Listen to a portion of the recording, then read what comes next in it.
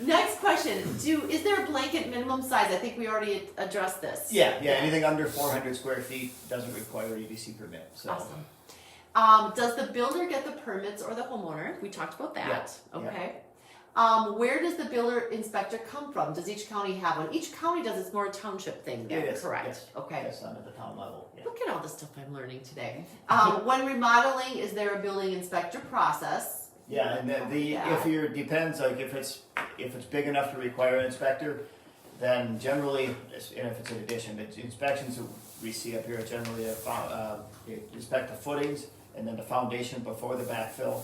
There's a rough-in inspection, which is when the framing's done, all the mechanicals are done, they come in and before you insulate, they inspect all that before it gets covered up. So the detached garage with a bathroom, that requires the whole kit and caboodle because you're adding a bathroom, and that has to go somewhere. Yeah, it depends on. You can add one with a bathroom if you have an existing septic. Okay. And not adding bedrooms. Okay. And that's another good zoning question. One thing that has changed recently in Vilas County is you can't buy a property and get a sanitary permit to build a garage. You used to be able to do that, but now you have to get a sanitary. You can get a garage detached, but you have to build a house at the same time because they have too many people that build a garage and then live in the garage. Oh. So now they won't give you a sanitary permit for a garage Unless the house unless is it's up. a house. What about I a love garage? So. Garage house, garage with Well, living it's quarters. A barn dominium? and that's okay, but it has to be built to UDC standards. Then a lot of them So say, your I'm going to build a permit pole has to be barn, pulled with that. But yeah, Interesting. Okay, that's good to know. Very good to know because we see a lot more of those now than we've ever seen before. Vilas and Oneida require occupancy permits. yes. Anything that has that uniform dwelling code permit has an occupancy permit. Okay. And after, like we talked about the rough-in inspection, then there's an insulation one, then a final inspection, which is they will grant occupancy after that. And there's an occupancy bond actually. Usually it's $500. If they find that you're living in the house without that being granted occupancy, you don't get that back.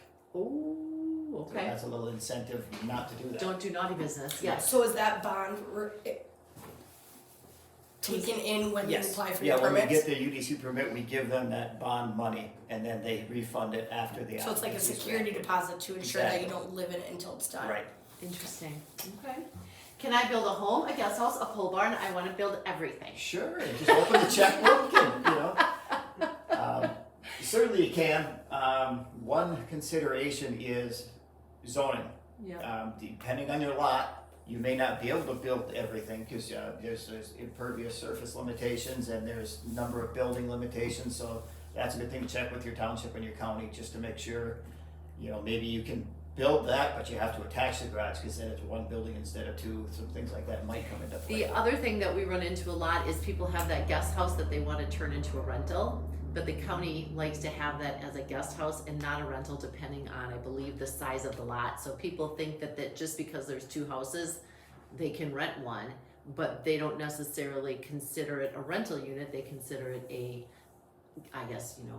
family guest house or a mother-in-law house or And something. the sanitary is actually a consideration there. The septic system, even if you rent that by the month, it's 3 people live there. But if you start to rent it by the week, then all of a sudden 9 people are in there all the time. Yeah. It makes a big difference on your septic system. Yep, it sure does. Yep. And how do builders work with? Well, we already talked a little bit about construction loans, but the consumer goes in and works with a construction loan. You don't get involved until after everything is set and closed, and then you go to the title company to get Yeah, the generally, cash. yeah. Okay. I mean, we will, a lot of times they'll get pre-approved for a certain amount, and then we'll have to make sure that whatever they want to do appraises. So I have to Okay. guide them through that process a little bit. We did run into that when the costs of materials were starting to get really high. We did for a short time have banks say, well, it doesn't price that high. It's like, well, that's what it's going to cost to build it but then that equaled out. Good. But that's the only time I've ever seen that because all of a sudden materials got so Everything's expensive, it took skyrocketed. some time to correct. Awesome.